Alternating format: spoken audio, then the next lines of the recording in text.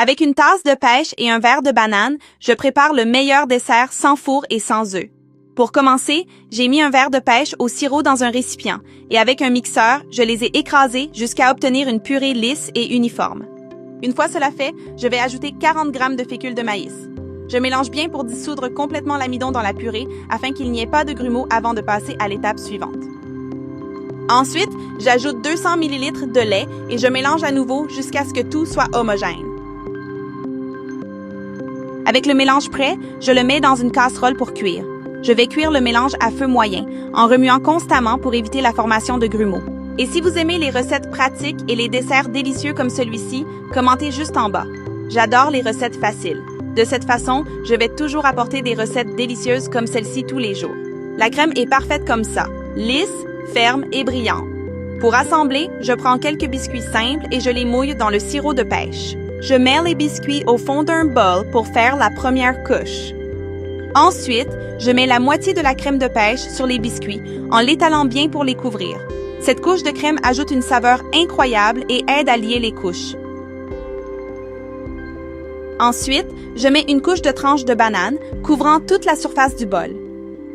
La banane se marie parfaitement avec la pêche et ajoute une touche spéciale au dessert. Après la couche de banane, j'ajoute une autre couche de biscuits trempés dans le sirop. Après cela, je mets le reste de la crème de pêche en faisant attention à bien tout couvrir comme ça. J'ajoute une autre couche de tranches de banane par-dessus, complétant la dernière couche de fruits. Avec la base du dessert prête, je mets le bol de côté pendant que je prépare le glaçage. Dans un bol, je mets 200 ml de crème liquide froide. Je fouette la crème jusqu'à obtenir des pics fermes et consistants. Quand la crème est prête, j'ajoute 70 g de lait concentré sucré pour adoucir. Je fouette à nouveau juste assez pour incorporer le lait concentré à la crème. Et rien qu'en regardant ça, on peut déjà imaginer un dessert super délicieux. Je vous recommande vivement de le faire aussi. Une fois cela fait, je transfère la crème dans une poche à douille pour faciliter la décoration du dessert. Avec la poche à douille prête, je commence à décorer le dessert en faisant de petits pics de crème. J'ai décoré toute la surface du bol, créant ainsi un joli motif appétissant. Profitez de ce moment et envoyez cette recette à tous vos amis pour qu'ils apprennent aussi à la préparer.